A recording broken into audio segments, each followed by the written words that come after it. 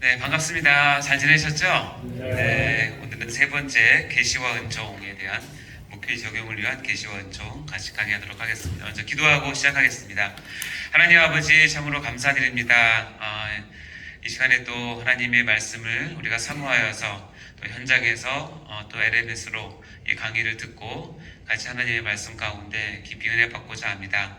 하나님 인자해 주시고 저희들에게 가장 필요한 부분, 부족한 부분을 이 시간을 통하여서 하나님께서 은혜 가운데 채워주시고 우리가 그 말씀 가운데 바로 서서 하나님 나라와 교회를 섬기는 데 부족함이 없게 하시고 하나님 영광을 드러내는 귀한 사역자 다 될 수 있도록 인도하여 주옵소서.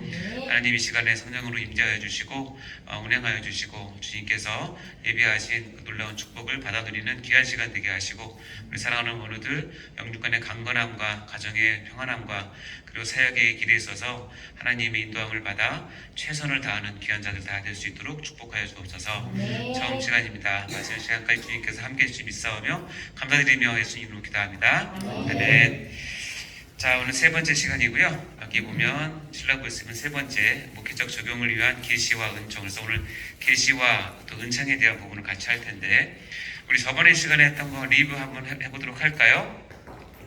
시작. 1번 하나님을 가장 잘 알 수 있는 것은 성경을 통해서이며 성경을 연구하는 방법에는 책별로 연구하는 것과 주제별로 하는 방법이 있다. 우리 전반적으로 성경 보는 방법이었고요. 두 번째 시작. 교리는 주제별 연구의 한 방법이며 교리는 7가지의 주제로 나뉜다.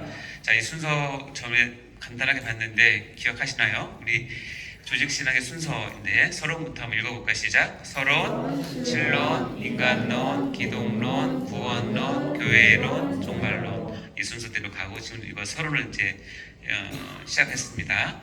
자, 우리가 교리를 배우는 목적 3번 읽어보겠습니다. 시작. 우리가 교리를 배우는 목적은 사랑입니다. 네. 교리를 배우시면서 여러분 사랑이 커지고 굳건해지고 사랑의 사람이 다 되시길 바라고요.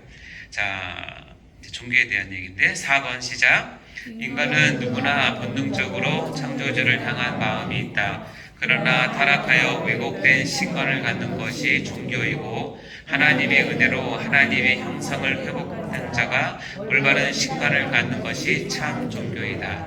그래서 우리가 기독교는 참 종교죠. 그러니까 우리가 실은 정신 차리고 보면 이 예수를 믿고 참 종교, 참 진리 가운데서 이렇게 발견된다는 게 큰 은혜예요. 여러분 선택한 게 아니잖아요. 다 비교해보고 선택한 게 아닌데 여러분 참 큰 은혜를 받은 사람들이라고 생각하시면 됩니다. 그래요? 네. 그래 감사합니다. 5번 읽어봅니다. 시작. 참 종교의 자리는 마음에 있으며 이는 지정의가 포함된 전인격적인 현상으로 따라서 우리는 마음을 잘 지켜야 한다. 우리 신앙의 본 주소는 마음이라는 거 꼭 기억하시고 그래서 마음을 다해 하나님을 섬겨야 하고 사단도 마음을 가장 노리고 있다는 사실 꼭 기억하셔야 됩니다.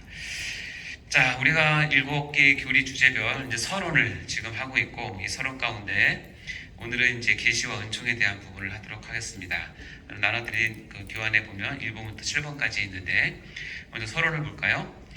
여러분 계시란 말 들어보셨어요? 계시? 네. 제가 어렸을 때는 이 계시란 말을 우리 동네 부흥 집회를 하면 큰 현수막에 이런 글이 써 있었어요. 아무 목사님, 뭐 계시의 종, 또 신유의 종 이렇게 오셨다 이렇게 부흥 썼는데 거기서 하면 계시 종이라는 말이 이제 쓰는데 우리가 계시란 말을 많이 쓰지만 실은 많이 오해를 하고 있거든요. 기독교는 계시의 종교다라는 말 들어보셨어요? 네. 그러면 다른 종교는 계시의 종교가 아닌가요? 엄밀히 따지면 계시의 종교라고 할 수가 없어요. 기독교만 계시의 종교인데 계시에 대한 오해는 아까 말씀드렸지만 우리 성도들도 그렇고 우리가 계시하면 뭔가를 신비한 걸 보고 미래를 보고 눈을 열고 하나님 음성을 듣고 심지어 체험해서 그 계시를 받았다라고 얘기를 하는데 그건 계시에 대한 바른 정의가 아니에요. 계시는 밑에 한번 읽어볼까요? 시작. 하나님께서 인간에게 자기 자신을 드러내는 행위. 계시는 행위예요. 누구의 행위예요? 하나님의 행위. 여기서 주어는 뭐냐면 하나님이에요. 계시는 하나님이 주시는 거죠. 그렇죠? 우리가 만들어내가 우리 찾는 것이 아니라 계시는 하나님께서 하나님의 뜻을 가지시고 인간에게 자기 자신을 이렇게 드러내는 행위를 얘기를 하는 거예요. 예를 들어서 제가 주머니에 지금 뭐가 있어요. 근데 여러분은 이 주머니에 내가 뭐인지 안 보이죠? 안 보이면 얘가 안 보여주니까. 근데 예를 들어서 한 전도사님께만 가서 몰래 이렇게 보여줬단 말이죠. 이 전도사님만 알고 나머지 분은 모르죠. 이렇게 자기 속에 있는 걸 이렇게 몰래 드러내는 행위를 계시라고 얘기해요. 특별히 이 계시는 하나님께서 하나님의 뜻을 가지고 드러내는 행위를 계시라고 얘기를 해요. 자, 마태복음 11장 27절 말씀 볼까요? 읽어보겠습니다. 시작. 내 아버지께서 모든 것을 내게 주셨으니 아버지 외에는 아들을 아는 자가 없고 아들과 또 아들의 소원으로 계시를 받은 자 외에는 아버지를 아는 자가 없느니라. 이 구절에서 인격이 세 인격이 나와요. 첫 번째, 아버지는 누구예요? 이렇게 물어볼 때는 성부 하나님으로 정확히 얘기해야 돼요. 그렇죠? 성부 하나님. 그리고 내 또는 여기 아들은 누구예요? 그렇죠. 성자 하나님 또는 예수님이죠. 자, 두 인격이 나왔죠. 그리고 또 그 밑에 보면 아들과 아들의 소원대로 계시를 받은 자라고 하는 제3의 인격이 나와요. 그렇죠. 이 관계를 보면 아버지는 아들에게, 성부 하나님은 성자 하나님에게 자기 모든 것을 주셨어요. 삼위일체를 보면 그 안에서 완벽한 교제를 하시기 때문에 서로 완벽하게 알아요. 다 주셨어요. 그렇기 때문에 아버지 외에는 아들을 정확히 아는 자가 없어요. 이해되시죠? 나중에 삼위일체 가면 배웁니다. 근데 거기까지는 우리가 지금 이해하는데 그 다음 말이 중요한데, 아들과 또 아들의 소원대로 계시를 받은 자만 아버지를 알 수 있다는 뜻이에요. 그리고 여기 보면 아들은 당연히 아버지를 알 수밖에 없어요. 삼위일체적 관점에서 보면. 근데 아들의 소원대로 계시를 받은 자가 아버지를 알 수 있다는 거예요. 거꾸로 얘기하면 계시를 받지 못하면 아버지를 알 수, 하나님 아버지를 알 수 없으면 구원이 없어요. 이해되시죠? 따라서 계시는 구원을 이루는 가장 중요한 첫 출발이자 핵심이에요. 계시 없이 구원받을 수 없어요. 자, 그럼 여기 보면 아들이 예수님께서 마음속으로 재훈이는 내 계시를 받았으면 좋겠어 라고 하는 소원이 있으셔서 그 소원이 이루어져서 제가 계시를 받은 자가 되었고, 제가 계시를 받았기 때문에 감히 제가 하나님을 알게 됐어요. 그래서 내가 뭘 누리냐면 구원을 누리게 됐어요. 그죠? 자, 그러면 여기 잘 보면 성부 하나님, 성자 하나님 나오는데 누가 빠졌어요? 성령 하나님 빠졌죠. 성령 하나님 어디에 있어요? 여기 말씀 가운데 안 보이시죠? 나중에도 배우겠지만 성령 하나님은 성경 전체에서 보면 삼위일체 하나님 한 하나님이시지만 세 인격과 세 인격을 가지고 계세요. 근데 성령 하나님은 우리가 아는 것처럼 막 불같이 임하고 막 신비한 걸 체험하게 하고 막 그런 것도 물론 하시지만, 성령 하나님의 가장 주된 사역은 뭐냐면 성부 하나님과 성자 하나님께서 계획했던 그것을 받들어서 우리 성도들에게 적용하고 실천하게 하고 은혜를 주는 통로의 주관자로 쓰세요. 그래서 성령 하나님을 우리가 샤이한 하나님, 부끄러움이 많으신 하나님이에요. 자기를 안 드러내세요. 근데 여기 보면 아들과 아들의 소원대로 계시를 받은 자, 즉 아들은 소원이 있어요. 근데 이 사람이 어떻게 계시를 받았을까? 이 사이에는 뭐가 있냐면 성령 하나님의 강권적인 역사와 능력이, 그리고 성령 하나님의 그 인도하심이 있는 거죠. 그게 여기선 생략되어 있는데 성령 하나님을 알면 읽을 수 있어요.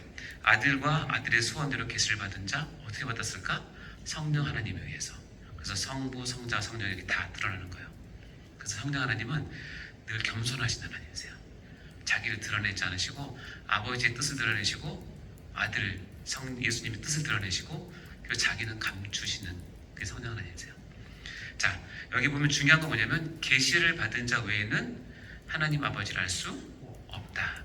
그러니까 바꿔서 얘기하면 계시를 받아야만 구원에 이를 수 있다. 그래서 계시는 이렇게 중요한 거예요. 자, 계시를 한번 볼까요? 내용은 이겁니다. 읽어보겠습니다. 시작. 하나님 자신의 존재, 계획, 뜻과 인생이 어떻게 살아야 하는지, 사명이 무엇인지, 사후에는 무엇이 있는지 등을 나타낸 것이 바로 계시의 내용이에요. 자, 하나님, 다음에 인생, 다음에 사후, 이 세 가지가 같이 포함되는 것이 계시의 내용입니다. 근데 이 계시를 줄 목적이 있는데 밑에 어떻게 되어 있어요? 시작. 하나님 자신을 알게 하기 위한. 계시를 주는 이유는 최종적으로 뭐냐면 그 계시의 원주인이신 하나님 자신을 계시를 통해서 알게 해주시는 거예요.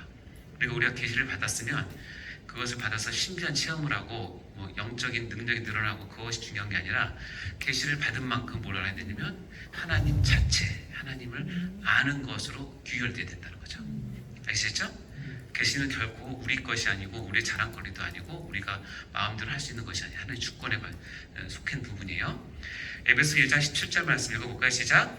우리 주 예수 그리스도의 하나님 영광의 아버지께서 지혜와 계시의 영을 너희에게 주사 하나님을 알게 하시고. 신령한 지혜와 계시의 영이 있어야지만 하나님을 알 수 있어요. 다시 얘기하면 계시를 받은 것이 하나님을 알게 되는 가장 중요한 통로입니다. 그러니까 계시는 이만큼 중요한데 일반적으로 우리 신학에서는 계시를 두 개로 나눕니다. 일반 계시와 특별 계시로 나누고요. 일반 계시로 인해서 주어지는 은총을 일반 은총이라고 표현하고 특별 계시로 인해서 주어지는 은총을 특별 은총이라고 얘기를 해요. 오늘 시간은 일반 계시와 일반 은총에 대한 부분을 1시간 할 거고 특별 계시는 이제 다음 시간에 할 건데 여러분 생각하시기에는 일반 계시는 뭐냐면 한마디로 얘기하면 금방 또 이제 나오겠지만 하나님께서 만들어 놓으신 모든 피조물과 자연의 질서 그리고 하나님께서 이룩하신 모든 창조물 가운데 하나님께서 미리 이미 세워놓으신 법칙이 있어요. 그 법칙에 따라서 우리가 살고 있거든요. 실은 그것을 통해서 하나님을 드러내는 것을 일반 계시, 일반 은총이라고 얘기를 하고 특별 계시는 뭐냐면 특별히 하나님께서 어느 한 대상을 지정을 해서 그 대상에게만 적용되는 계시를 주세요. 그래서 특별 계시라고 얘기를 해요. 여러분 생각에는 일반 계시가 더 커요? 특별 계시가 더 커요? 네, 아마 퍼센트로 따지면 일반 계시가 훨씬 더 많죠. 여러분의 아침에 해 뜨는 거, 새지는 거, 여러분 심장이 뛰는 거, 밥 먹는 거, 소화되는 거 모두가 다 일반 계시에 속해요. 그러나 특별 계시는 하나님께서 구원받은 백성의 구원을 위한 또는 하나님의 사역을 위한 특별히 주시는 말씀이기 때문에 실은 굉장히 우리 일상 24시간 중에서 그렇게 받는 시간이 많지 않죠? 예, 특히 게으른 사람은 더 적을 거고 많지 않은데 성경에 보면 성경에는 일반 계시는 10% 내용도 없고 특별 계시가 90%예요. 왜냐하면 성경의 목적은 하나님의 나라와 하나님의 백성을 세우고 구원을 주고 역사를 이뤄가는 데 쓰이는 것이기 때문에. 근데 우리가 성경을 깊이 들어가면 오해를 하는 게 뭐냐면 일반 계시가 적다고 생각하고 일반 계시를 무시하는 경향이 있어요. 근데 우리 실생활은 그렇지 않죠. 우리 일반 계시가 훨씬 더 많거든요. 따라서 여러분 이 두 개를 잘 조화를 해야 되는데 애석하게도 앞으로 제가 강의하는 38시간 중에서 훨씬 더 많은 분량의 일반 계시는 오늘만 배우고 끝나요. 따라서 오늘 잘 배우셔야 돼요. 이건 또 들을 수가 없어요. 내일부터 시작되는 특별 계시부터 시작해서 종말론까지는 다 특별 계시 내용이에요. 근데 특별 계시가 왜 중요하냐? 우리는 죄된 인간이고 죄를 해결하고 하나님 앞에 구원을 얻는 것이 하나님께서 보시기에 가장 중요한 일이기 때문에 특별 계시를 훨씬 더 많이 적었죠. 이 특별 계시를 잘 이루기 위해서 여러분을 세우신 거예요. 특별 계시를 잘 훈련해서 하라고. 그러나 여러분이 또 직업이 있거나 그런 것이 있으면 일반 계시를 통해서도 하나님을 할 수 있죠. 저는 의사이니까 의학이라고 일반 계시를 통해서 일을 하는 거고. 그러니까 이 두 가지는 조화를 잘 이루셔야 돼요. 자, 그래서 오늘 일반 계시를 할 텐데 일단 두 번째는 계시의 개요입니다. 이제 계시 선언을 받고 계시를 딱 이 머리에 이해하려면 이 세 가지를 생각하셔야 돼요. 하나님은 불가해한 존재이시다라는 게 있어요. 이 불가해한 뜻이 뭐죠? 예, 불가능하다. 해석이 불가능하다. 하나님은 해석이 불가능하다는 거 이해하십니까? 근데 우리가 많이 실수하는 게 뭐냐면 하나님을 내가 이성적으로 내 판단적으로 이해가 될 때 하나님도 없다고 생각을 해요. 근데 진짜 오해예요. 왜냐면 우리 작은 머리와 이성을 가지고 하나님은 원래 존재 자체가 불가해한 존재예요. 따라서 그 불가해한 존재를 받아들임에 있어서 내가 기존에 가지고 있던 가치 체계와 가치관과 생각을 가지고 하나님을 담으려고 하면 그게 담겨지겠어요? 안 담겨지겠어요? 절대 안 담겨져요. 그럼 하나님과 티격태격하게 되고 하나님을 무시하게 되고 하나님을 오해하게 돼요. 저는 그렇게 생각해요. 여러분은 하나님이 내가 전부 이해가 돼야 믿어진다라고 한다면, 만약에 하나님이 그 정도 하나님이라면 저는 믿지 않겠어요.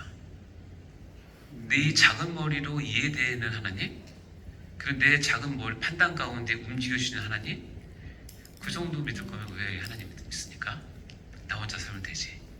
내가 하나님 믿는 이유는 뭐냐면 하나님이 이해가 안 되기 때문에 믿는 거예요.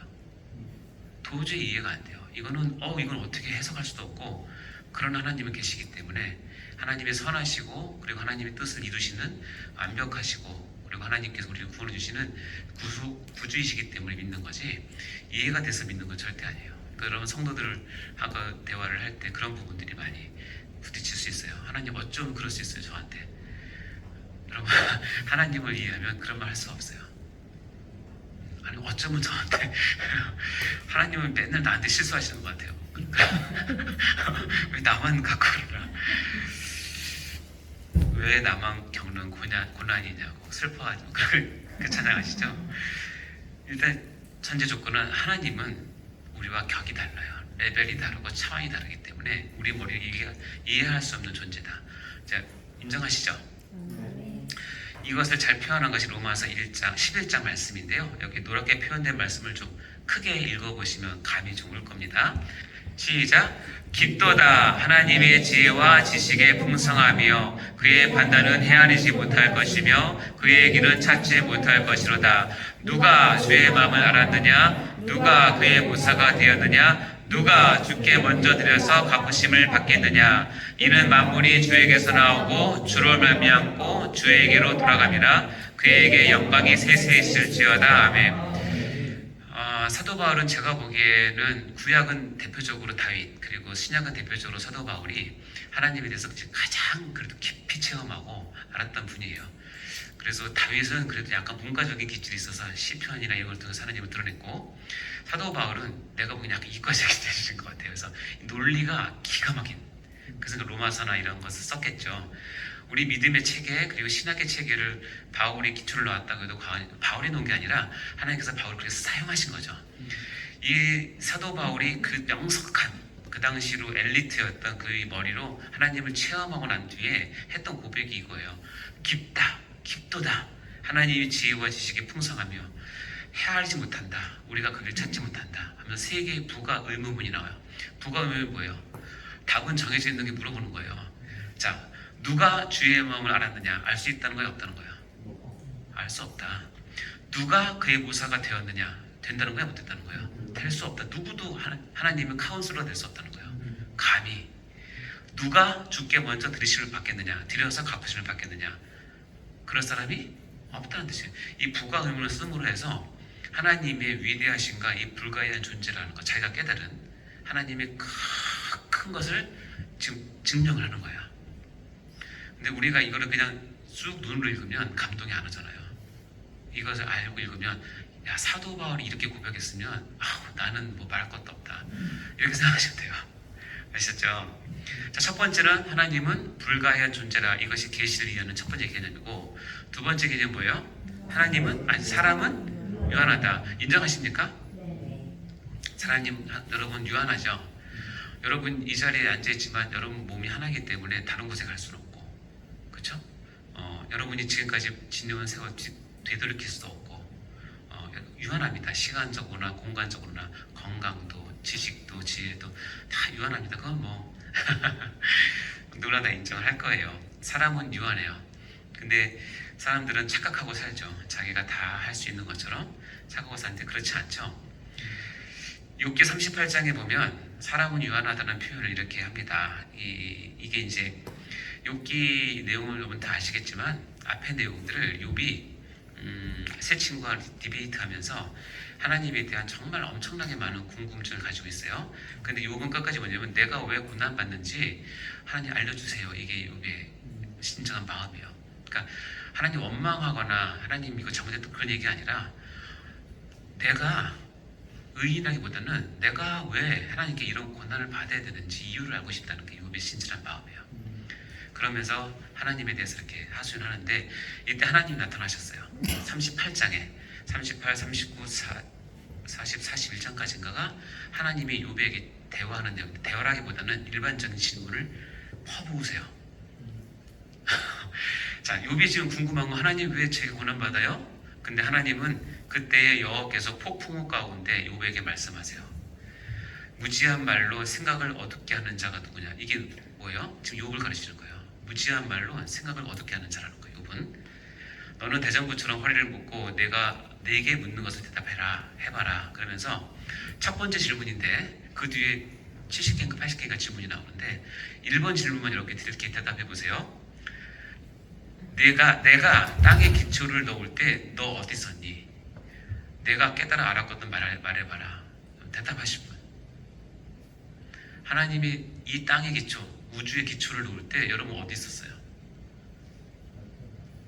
그럼 욥이 대답하겠어요? 못하겠어요? 이때부터 시작해서 한마디도 못해요. 하늘 별을 달 때, 우박을 하늘의 창고에 쌓을 때, 나중에 가면 동물 나옵니다.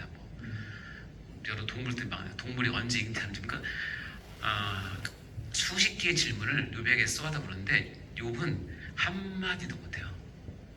그건 하나님이 뭘 얘기하고 싶으냐면 나는 하나님이고 너는 피조물이라는 것을 알려주는 거예요. 거기에서 욥이 뭘 깨달았냐면 자기가 왜 고난받는 이유를 깨달아요. 하나님이고 피조물이니까.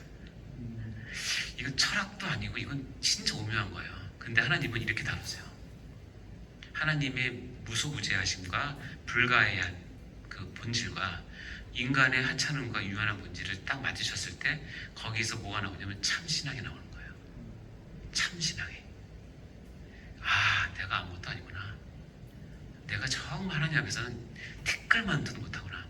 그래서 이 다음에 나오는 게 욥의 고백이에요. 내가 지금까지는 귀로만 듣고 알았는데 이제 내가 눈으로 보게 됩니다. 눈으로 그저 볼 수도 있지만 그 깨달음은 뭐냐면 진짜 하나님의 본질, 실체를 내가 알게 됐다는 뜻이에요. 그래서 실은 하나님은 욥이 갖고 있던 궁금증에서 한마디도 하지 않으세요. 근데 욥은 깨달아 버려요. 이 질문 가운데. 우리 인생에 하나님을 제대로 만들려면 2억에 맞닥뜨려야 돼요. 하나님은 불가해한 존재고 나는 유한하다. 여기가 가야 하나님을 제대로 이해하게 돼요. 신학이 제대로 시작합니다. 여러분이 얼마나 작은 존재인가 이 그림이 보이시나 모르겠어요. 이 보이저 탐성을 하고 그 태양계를 탐사하기 위해서 1977년인가 나사에서 우리나라 인간들 좀 대단해요. 우주선을 만들어서 태양계 밖으로 쐈어요. 그래서